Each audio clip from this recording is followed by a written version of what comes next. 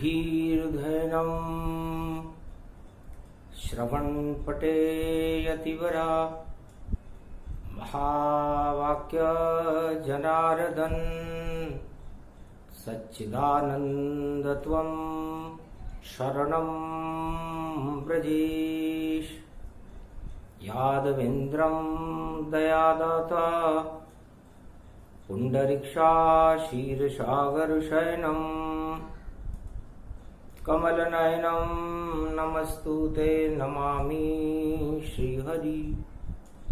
धैर्य से जिसको धारण किया जाता है, कर्णपटुओं से जिनका पान किया जाता है, ऐसे सच्चिदानंद भगवान श्री यादवेंद्र सरकार को मैं नित्य ही चिंतन करता हूँ, नमन करता हूँ। जिनको नमन करने से मंगलादि मंगल तो हो ही जाते हैं, साथ ही में बहुत बड़ा बल मिलता है मनुष्यों को। वाणी ब्रह्माणी करो वाणी पर नितवास, राम कथा वर्णन करूं पूर्ण कर मास। ज्येष्ठ मास बुद्ध का वारा, सप्तमी तिथि शक्ति का धारा। जय गणेशं निर्लोपरुद्यं भगवं ओम श्री गणेशनाय गणानाय गणनायको वाणी विनायको वरसिद्धि विधियं सम्नीलकंठे शंकर सुवनम घोरीपुत्रम गजानंद गणपति गिरिजासूनम। श्री प्रथम त्रिलोक देवता पूज्यते चरणारविंदम चतुर्ध्यानम लंबोदरिकदंत गजानंद गणेशः गणनायको करिवर वदनम सकल सिद्धिदायकम द्रपाणी ते मूर्खाते पूज्यते प्रथम पूज्ये श्री गणपति। सबसे पहले रणथंबोर के गणेश जी का आह्वान करना चाहिए, क्योंकि इस भारत के पारस हैं। भारत में जब जब भी अवतार होते हैं, सबसे पहले गणेश जी का ध्यान करते हैं। तो हे उमा, मैं कैलाश पर कलयुग में बुधवार सप्तमी को अवतार का श्री गणेश करता हूं। महाराज कह रहे हो क्या आप, मेरे तो समझ न आया है। कैसे होगा अवतार कल की कलयुग में, ये आपने मुझे नहीं बताया है। तो यही कथा सुनना चाहूं। और बुद्ध पड़ गया वार, ज्येष्ठ मास की सप्तमी, करो स्वप्न साकार सियावर रामचंद्र शंकर हरि। तीसरा नेत्र जब शिव ने खोला, पूरा त्रिलोक ब्रह्मांड डोला। कहने लगे शंकर त्रिपुरारी, और सुनो माब कथा हमारी। कैसे जन्मे कल की अवतारा, और क्या है चिन्ह जो दिव्य दृष्टि ने धारा। तो जब जब भी अवतार हो, और पृथ्वी धीरज धर, मैं तेरे कष्ट मिटाऊंगा। जब अधर्म बढ़ेगा धरती पर, तो तुझे बचाने आऊंगा। तो पृथ्वी हर पल हर क्षण देखो, और यही सोच रही सोच। और कलयुग में ज्येष्ठ मास रोहिणी नक्षत्र में, और गई सूर्य पे पहुंच। 37 सेकंड पीछे रह गई, और ये चाल बड़ी ही निराली है। और काली मां कलयुग की छाई है, अब आने वाली लाली है। ये संकेत शिव जी ने कीना, अति प्रसन्न उमा भई चिन्ना। महाराज 37 पल लेट कैसे हो गई पृथ्वी सूर्य का चक्कर लगाने में, कि सुनो उमा अब अनुभव मेरा, और यही कल की अवतार डालेंगे डेरा। भारत में अब आने वाले हैं कल की अवतार। और इसी 37 का अब करे और भोले शंकर अनुसंधान, सियावर रामचंद्र शंकर हरिओम। उमा, ज्ञान और विज्ञान में यही फर्क रहता है। विज्ञान ने देखा कलयुग में ज्येष्ठ के महीने में, मई के महीने में रोहिणी नक्षत्र जब तप रहा है कि पृथ्वी की चाल 37 सेकंड पीछे रह गई सूर्य के चक्कर लगाने में। पर विज्ञान बोल सकता ही नहीं, वह तो केवल देख ही सकता है। पर देखो तीसरा नेत्र मेरा ये बोल भी सकता है और सब कुछ कह सकता है। तो 37 जब आया सामने तो दर्शन इष्ट देव हो जाए। अरे देखो अवतार प्रकट गए कल की और दर्शन देने के लाश पे आए। तो ये 21वीं शताब्दी है और 21वीं शताब्दी में कल के अवतार का प्रागट्य है। तो अनुसंधान प्रारंभ करते हैं भगवान शंकर, श्री गणेश करते हैं आज कलयुग में कि आज से ही कल के अवतार का श्री गणेश भारत में हो चुका है। और सारी सत्ताएं जो इस संसार में है निस्तेज हैं, क्योंकि 3 और 7 तो 3 लोक जिसमें बसे वह है कल की भगवान। और सत्ता उनके हाथ में और सब सत्ता निष्प्राण। तो 3 लोक की सत्ता जिसके हाथ में होती है वो कलंकेश्वर भगवान नारायण है। और ये 37 का अंक ये बता रहा है कि पृथ्वी पीछे क्यों रह गई, क्योंकि पृथ्वी ने देखा 37 पल में अवतार सामने देख लिया और हमने भी तीसरा नेत्र खोल के दर्शन और प्रणाम किया। तो 3 लोक के स्वामी और सत्ता उनके हाथ, अरे भारत में अब पधार रहे हैं बोले भोले नाथ, सियावर रामचंद्र शंकर हरिओम।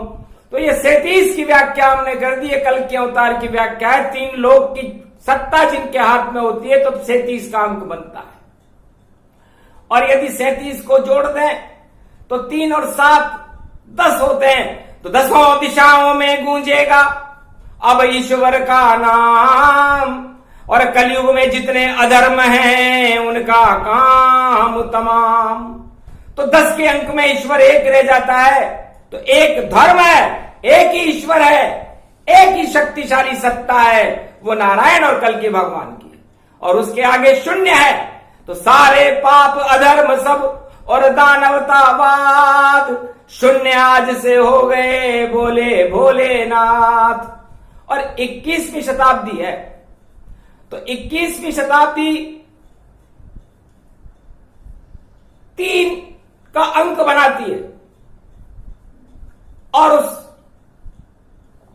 3 को 7 लोकों में गुणा कर दिया जाए, क्योंकि धर्म और अधर्म का गुणा होगा तो पाप सभी नश जाएंगे, धर्म सभी बढ़ जाए।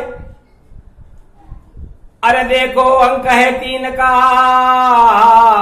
और 7 में जब पड़ जाए तो बहुत ही शुभ सब हो गया शगुन तमाम। अरे 3 और 7 मिलकर के देखो प्रगटे भगवान। तो हे उमा, जब 21वीं शताब्दी आती है कलयुग में तो सतयुग जैसी होती है और भारत में राम राज्य हो जाता है और कल के अवतार का प्रागट्य होता है। और पृथ्वी ने सूर्य की परिक्रमा करते हुए उस सूर्य की प्रतिबिंब में भगवान कल के अवतार के दर्शन कर लिए। तो सारे शगुन अब हो गए और बुद्ध कर दिया सिद्ध।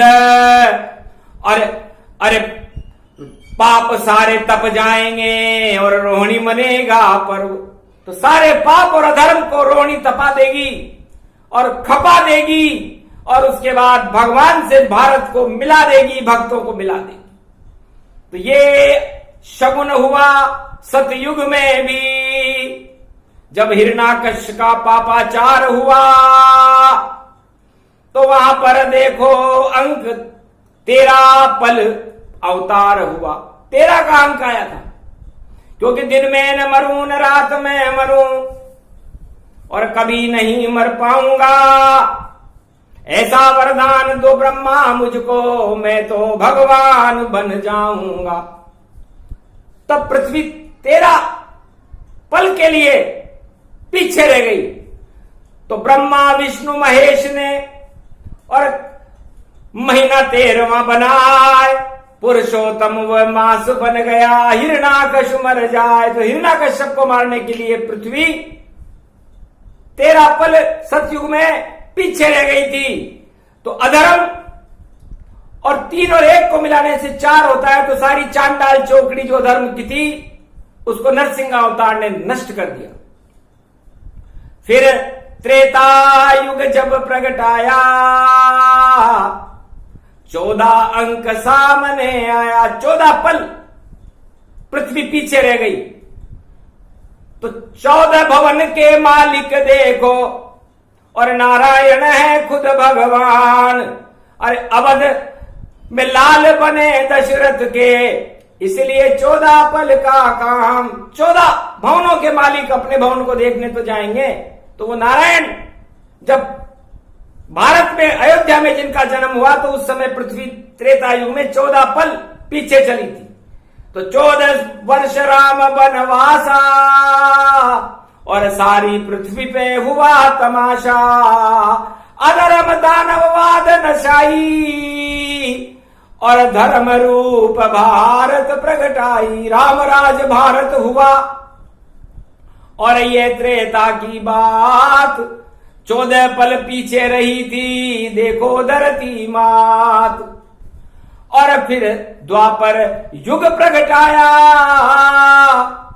तो 8 का अंक सामने आया। रोहिणी भादो मास अष्टमी और जन्मे कृष्ण भगवान। 8 पल पृथ्वी पीछे रही तो जन्मे वृंदावन धाम। तो भगवान कृष्ण का अवतार हो गया। तो पृथ्वी 8 कब बनता है? 1 बिंदी ऊपर और 1 बिंदी नीचे, तो 2 बिंदियों को मिलाने से 8 बनता है। तो 1 बिंदी श्री कृष्ण थे और 1 बिंदी थी राधा। दोनों बिंदियां मिल गई तो भारत पे निशाना साधा। तो 8वें गर्भ से काल जन्मेगा, कंस तेरा तत्काल। कितनी भी चतुराई कर ले आए तेरा काल। तो 8 का मतलब क्या होता है? अ का मतलब अहम से होता है। और अहंकार जब जिस मनुष्य और राजा में आ जाता है तो वो प्रजा को भी ठोकरे मारने लगता है। तो तो उस अहंकार और उस ठोकर मारने वाले के बीच में भगवान कृष्ण आ गया तो 8 बना। और 8 में फंस गए सभी अधर्मी और सारे कौरव फंस जावे। काल कंस का वहां आया था, ईश्वर वहां पर आ जावे। तो राधे संग में आए थे श्री कृष्ण भगवान। और अष्ट सिद्धि नवनिधि का भारत मिला वरदान। इस तरह अष्ट सिद्धि और नवनिधि भारत में प्रकट हुई थी द्वापर युग में। तो जब जब भी अवतार हो पृथ्वी पीछे हो। और अब सदी 21वीं और 37 का अंक हो। तो ये 37 का अंक आया है। तो 37 यदि 7 को धर्म को 3 गुना करेंगे भगवान, क्योंकि तीनों लोक में हो जयकारा तब प्रगटे कल की अवतारा। तो 3 गुना हो 7 से तो 21 हो जाए। ये 21वीं सदी है, कल की गए प्रगटाए। कल के अवतार का प्रागट्य हो चुका। पृथ्वी 37 कदम पीछे चल रही है। तो अधर्म सारे पीछे हो गए, धर्म हो गया आगे। धन्य धन्य गणपति नाथ जो भाग आज से भारत के जागे। तो सारे राजा निस्तेज हैं अब इस कलि युग के माय। 3 लोक का सत्ताधारी कल की अब प्रगटाए। अब सारी सत्ताएं इस सृष्टि के ऊपर चाहे किसी भी राज्य और राष्ट्र की हो अस्थिर है, क्योंकि उनको स्थिर करने वाला त्रिलोकाधिपति जो सारी सत्ताएं जिसके हाथ में रहती है, वह अवतार बनकर के 21वीं शताब्दी में भारत में अवतार ले चुका है। यही घोषणा करनी थी और दिया 37 का ज्ञान। और अगर ज्यादा करें अनुसंधान तो अभी प्रकट भगवान। यदि ज्यादा अनुसंधान बताएंगे तो भगवान अभी प्रकट हो जाएंगे और मुझे अपना शंकर वाला स्वरूप छोड़ करके उनके सामने खड़ा होना पड़ेगा। तो अभी पर्दा ही रहने दो, पर्दे की ओट को मत खोलो। पार्वती बोली शंकर से ज्यादा ज्ञान अब मत बोलो। इतने ही संकेत हैं काफी, अधर्म को नहीं मिलेगी माफी। तो भगवान शंकर कह रहे उमा, अरे भक्त और भगवान में कोई दूरी है ना, और दोनों एक दूसरे से गले मिले। जैसे दूध पानी मिल जाए, जैसे दूध में पानी मिलता है, जिस तरह सोने में सोना मिलता है, चांदी में चांदी मिलती है, उसी तरह भगवान और भक्त मिल जाते हैं।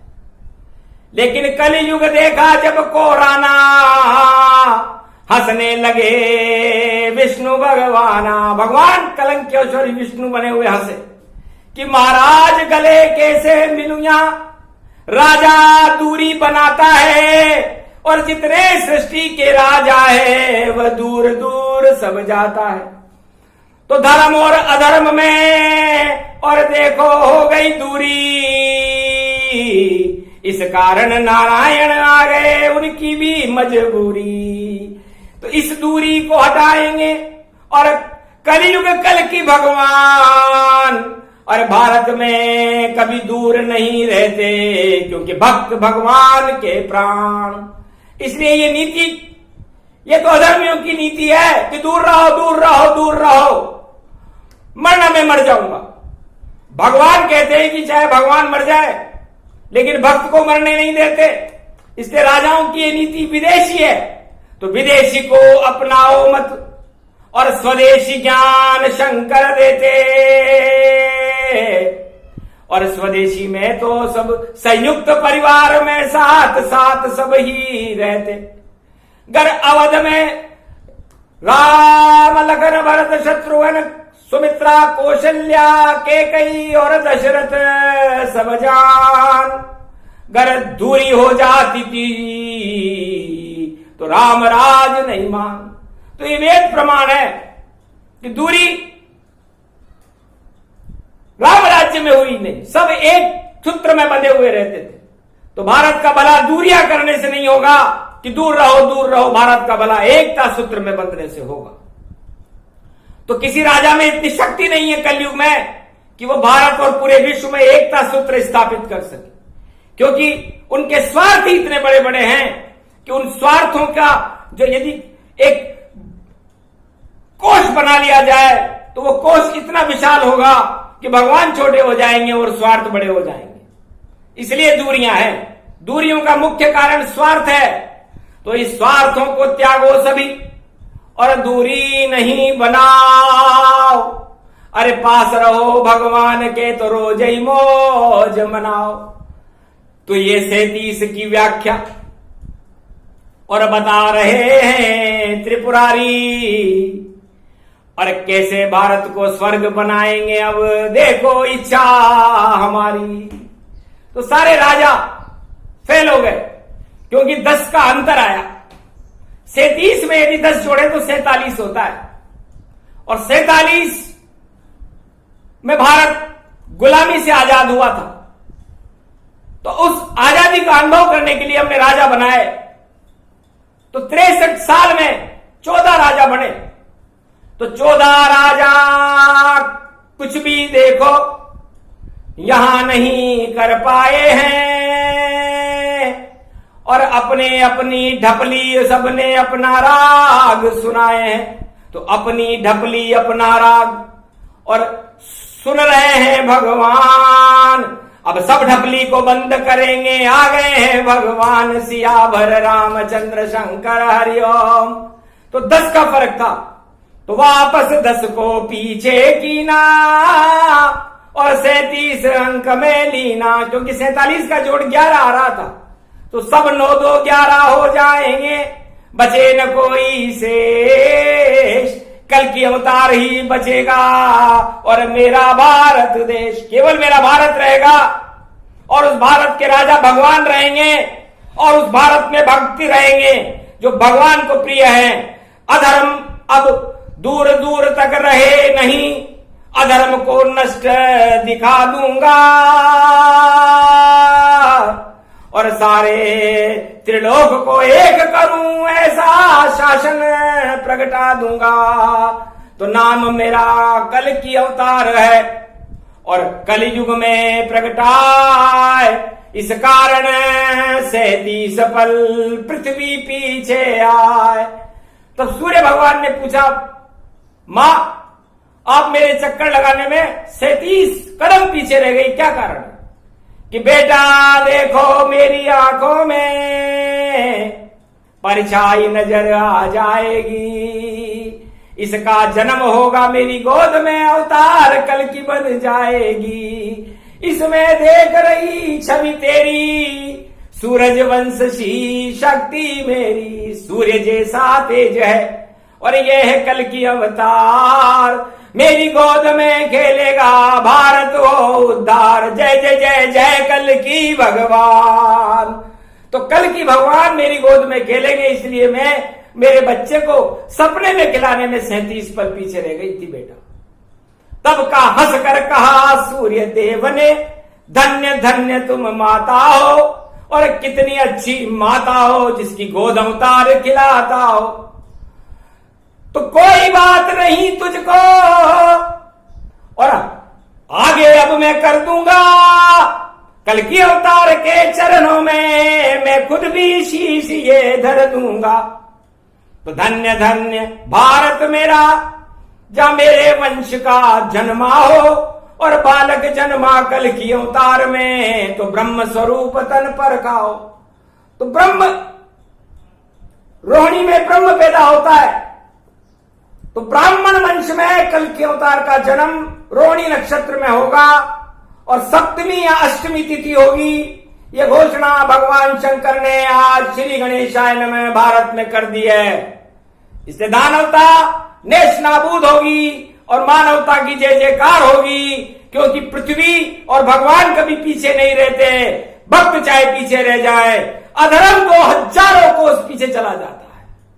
इसलिए आज से ही भारत का नया स्वरूप होगा, नई शक्ति होगी और विश्व का जगत गुरु भारत बनकर के अशोक सम्राट के समय की सीमाएं भारत की होंगी। इसलिए एक चौकी हारने के बाद पूरे विश्व को ही जीता जाता है। तो 37 कदम हम पीछे हैं पर अब आगे हो जाएंगे और महामारी और जितना आतंकवाद उसको कल की भगवान हटाएंगे। जितनी बढ़ गई दूरियां महामारी के माय, सारी दूरियां खत्म करेंगे और कल की गए प्रगटा। इसलिए कलम के भगवान की जय। ये प्रसंग जो भी सुने और कल की जन्म प्रसंग, आज से ही भारत में देखो बरसे कल की भगवान के रंग। इसलिए आज से राजाओं की बुद्धि में कल की भगवान की शक्ति प्रवेश कर गई है, प्रजा में कल की भगवान की शक्ति प्रवेश कर गई है और भारत स्वर्णिम शताब्दी की ओर बढ़ता हुआ और भारत भगवान के साथ अपने आप को सारे संसार के सामने प्रस्तुत करने जा रहा है। सौभाग्य है ऐसा समय भारत में 37 कदम पृथ्वी के पीछे चलने के बाद आया। तो अहो भाग मानस तन पाई और कल की भगवान का जन्म सुनाई। धन्य धन्य भगवान तुम। उमा ने किया प्रणाम, अरे मैं भी शक्ति हूं भारत की, कर दो भारत कल्याण।